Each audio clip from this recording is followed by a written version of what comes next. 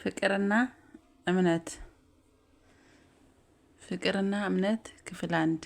ሰላም ጤና ይስጥልኝ ውድና የተከበራችሁ የዲነኝ ጎንደሬዋ ዩቲዩብ ተከታታዮች በያላችሁበት የዓለም ዳርቻ ሰላማችሁ ይብዛልኝ እያልኩኝ ዛሬም እንግዲህ በአዲስ ቪዲዮ መጥቻለሁ። ቪዲዮውን ከወደዳችሁት ላይክ እና ሼር ያደረጋችሁ ለሌሎች እንዲደርስ አድርጎ እንዲሁም ለዲነኝ ጎንደሬዋ ዩቲዩብ አዲስ የሆናችሁ ሰብስክራይብ እያደረጋችሁ ሁሌም የምለቃቸው ቪዲዮዎች እንዲደርሷችሁ የደወል ምልክቷን እያጠቆራችሁ ቤተሰብ ሆኖ ማለት ነው። ቤተሰቦቼ ነባሮችም ቪዲዮውን አበረታቱኝ። ላይክ፣ ሰብስክራይብ፣ ሼር እያደረጋችሁ ለሌሎች እንዲደርስ አድርጎ ዛሬ እንግዲህ ፍቅርና እምነት ክፍል 1 ይዤላችሁ መጥቻለሁ። እስከ መጨረሻው አብራችሁን ቆዩ። አመሰግናለሁ። ብሌንና ቶማስ ይባላሉ። ብሌን ለቤተሰቦቿ የሁለተኛ ልጅ ነች። ቶማስ ደግሞ ለቤተሰቦቹ የመጀመሪያም የመጨረሻም ልጅ ነው። ብሌን ተወልዳ ያደገችው አዲስ አበባ ሳር ቤት አካባቢ ነው።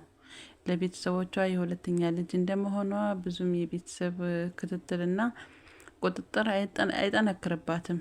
ቤተሰቦቿ በኑሮ ደረጃቸው ድሃም ሀብታምም አይደሉም። ግን ለሰው የሚሰጡት ባይኖራቸውም ለራሳቸው የሚሆን ነገር ጠፍቶ አያውቅም። ከማንም በላይ ግን በጣም ደስተኛ ቤተሰብ ነው። ታላቅ እህቷ ሳራ ትባላለች።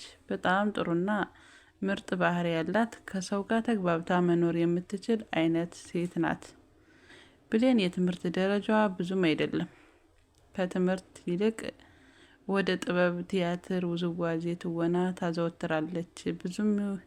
ብዙም ጊዜዋንም በፊልም በማየት ውዝዋዜ በመስራት ነው የምታሳልፈው። ቤተሰቦቿን ፍላጎቷን ላለመጋፋት ብለው ምንም ነገር ከማለት ተቆጥበዋል።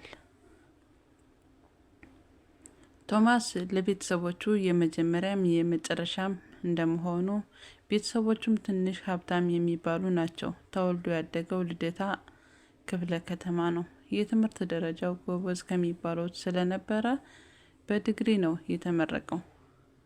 አሪፍ ስራም አለው። ቤተሰቦቹም ብቸኛ ልጃቸው ስለሆነ እንደ እንቁላል ነው የሚንከባከቡት። ብሌን እና ቶማስ የተገናኙበት አጋጣሚ በጣም የሚገርም አጋጣሚ ነበረ። ብሌን ወደ ጓደኛዋ ስልክ ልትደውል ፈልጋ ቁጥር አሳስታ ደውላ ነበር የተገናኙት። በሰዓቱ ብሌን ለወንድ ልጅ ያላት አመለካከት በጣም የወረደ ስለነበረ ብዙም ቦታ አልሰጠችውም ነበር። በዛው ቅስፈት ስልኳን ሴቭ አድርጎ በተደጋጋሚ መደወሉን ቶማስ ስራው አድርጎታል። ብሌን በሰዓቱ በጣም የምትወደውና የምታፈቅረው ፍቅረኛዋ ተለይታ ስለነበረ ፍቅርና ወንድ ለምኔ ብላ እርግፍ አድርጋ ለመተው በወሰነችበት ሰዓት ነበረ። ቶማስ በበኩሉ ብዙ የሴት ጓደኞች ቢኖሩትም ስለ ፍቅር ግን አስቦ አያውቅም ነበር። ባልታሰበ አጋጣሚ የሰማው የብሌን የሳቅና የሰላምታ ድምጽ ግን እሱን ለማግኘትም ምን አይነት ሴትና ማን እንደሆነች ለማወቅ በጣም ጉጉት ነበረው። ብሌን በበኩሏ ከምንም አልቆጠረችውም ነበር።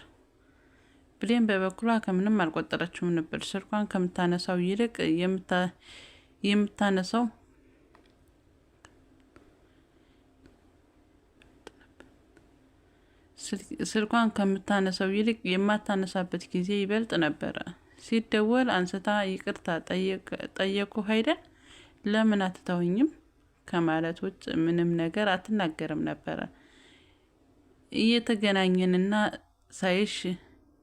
እንገናኝና ሳይሽ ላይሽ እፈልጋለሁ። በተደጋጋሚ ጥያቄ እሷ ምን አይነት ሰው እንደሆነ ለማወቅ ጉጉት ያደረባት ጀመረ። አንድ ቀን ግን በቃ እሺ እንገናኝ አለች ብላ ቀጠለችው። ቀኑ እስኪደርስ ድረስ ቶማስም ብሌንም ለመተያየት ጉጉት አደረባቸው። በስልክ ለወራት የቆዩ ግንኙነት በአካል ለመገናኘት ሰዓታት ቀርቷታል። ብሌን ውስጧ ቢፈራባትም ለወራት በስልክ ካገኘውሽ እያለ ሲያስጨንቃት የነበረውን ሰው ለማየት ግን ጓጉታለች። አጋጣሚ ሆኖ እህቷ ሳራ መጣች።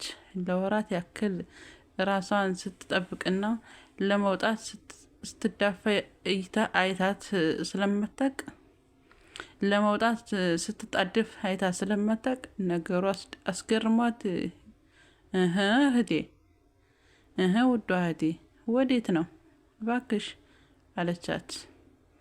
ፈገግ አለችና ብሌንና ሳራ በጣም ይዋደዳሉ። እህታማቶቻቸው በጣም ያስቀናል። የአንዷ ደስታ አንዷን ያስደስታታል። ብሌንም ለሳራ የሆነውን ማንን ለማግኘት እንደምትሄድ ነገረቻት። ሳራም እሺ ብላ አለባበሷ አስተያየት ሰጣት። ራስሽን ጠብቂ እሺ ብላት ትታት ወጣች። ብሌን ግን አሁንም ውስጧ ተረብሾባታል። ምን አይነት ይሆን እያለች ራሷን በጥያቄ ታጨናንቀዋለች። ቶማስ በበኩሉ እሷን ለማየት ካለው ጉጉት የተነሳ ከቀጠሮው ሰዓት ቀድሞ ለመገኘት ወደ ቦታው አመራ። ድንገት የሆነ ነገር አሰበ። እሱም ሳያት እንዳያውቃት ለምን ምን እንደምትመስል ደውዬ አልጠይቃትም አለ። ግን ፈራ። የግዱን እንደምንም ብሎ ደወለላት። ሰላም ካላት በኋላ እንገናኝ፣ ምን ግራ ለመጋባት ያክል ምን እንደምትለብሽ ልጠይቅሽ ብዬ ነበረ፣ ይቅርታ ግን አላት። እሷም በመገረም የለበሰችውን ነገረችው። እሺ ብሎ ስልኩን ዘጋው። የቀጠሮው ሰዓት ሲደርስ ወደ ቦታው ሄደች። ግራ በመጋባት ስሜት በረንዳው አንዱን ወንበር ስባ ቁጭ አለች። ቶማስ ከውስጥ ሆኖ አይቷት ስለነበረ ወደ እሷ ለመሄድ ተነሳ። ብሌን የጸይም ቆንጆና ረዘም ያለች ጸጉሯን ፍሬዝ ማድረግ የምትወድ በፈገግታዋ ሰው ገዳይ ያያት ሁሉ የሚመኛት አይነት ሴት ናት። ቶማስ ወንድና ቀይ የሚባል ከለር ያለውና ረዘም ያለ ቁመት ያለውና የሆነ ድንገት የሚስብ ነገር ያለው ወንድ ነው። ቶማስ ወደ ብሌን ወንበሩን አመራ። ስታየው ግራ ገባት። ከመቀመጫዋ ተነስታ ሰላም ካለችው በኋላ አጠገቧ ተቀመጠ። ባየው ነገር በጣም ተደስቷል። ከጠበቃት በላይ ሆኗ ነው ያገኛት። ምን አለፋችሁ በቃ የተለየ የደስታ ስሜት ተሰማው። ይህች ናት የኔ ብሎ ለራሴ ነበር ነገረው። ብሌን ነገረው። ስራው ሁሉ ነገሩ ሲያስባትም ቆንጆ የሚባሉ ወንዶችን በቅርብ ትፈራለች። ግን ስለተዋወቀችው ደስ አላት። ሁለቱም ጁስ አዘዙ። እሷ አቮካዶ በማንጎ እሱ ደግሞ አቮካዶ በፊንቶ ነበር ያዘዙት።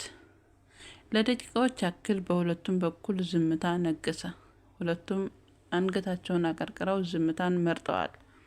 ቶማስ ዝምታው ለመገፋፋ ያክል ተጫዋች አላት። እሺ ብላ አንዳንድ ነገሮች ስለሱም ስለሷም ስለራስ ስለ ስራ ስለ ቤተሰብ ከተነጋገሩ በኋላ ሂሳባቸውን ከፍለው በሰላም መልኩ ለመለያየት ሲሉ ቶማስ መኪና ይዞ ስለነበረ ወደ ቤት እንዲያደርሳት ጠየቃት። እሷም እሺ ብላ ወደ ቤት ሲሄዱ ከዚህ በኋላ በጓደኝነት አብረው እንደሚሆኑና ስልክም እንደሚደዋወሉ ተነጋግረው ተለያዩ። ብሌን ቤት ገብታ ለእህቷ የተፈጠረውን ሁሉ ነገረቻት። በጣም የመደሰት ስሜት ይታይባታል። ቶማስ ወደ ቤት እየሄደ በጣም ከመደሰቱ የተነሳ አበራውን ሻማ ሞቅ አለ ጎጆ የሚለውን ዘፈን በረጅሙ ከፍቶ ወደ ቤቱ አመራ ይላል የዛሬው ትረካ። ፍቅርና እምነት። በነገራችን ላይ በመጨረሻ እንደ ጥያቄ ልጠይቃችሁ፣ ከፍቅርና ከእምነት የትኛው ይቀድማል? እስኪ ይህችንም በኮሜንት እንድትመልሷት ማለት ነው። ከፍቅርና ከእምነት የትኛው ይቀርባል? ለትዳር ወይም ለፍቅር ምንስ ወሳኝ ነው? እምነት ወይስ ፍቅር የሚለውንም በጥያቄ መልክ አቅርቤላችኋለሁ። እናንተም እንድትመልሱት ማለት ነው። ውድ ቤተሰቦቼ ቪዲዮን ከወደዳችሁት ላይክ እና ሼር አድርጉ። በክፍል 2 እስክንገናኝ ቸር ሰንብቱ። ሀገራችን ኢትዮጵያን ሰላም ያደርግልን። እኛም በስደት ያለነው በሰላም ወደ ሀገራችን ገብተን በሀገራችን ህልማችን እንድንኖር እግዚአብሔር ያግዘን ማለት ነው። ውድ ቤተሰብ በሌላ ቤት በክፍል 2 ይጠብቁን። የቀረውን ይዘን እንከሰታለን ማለት ነው።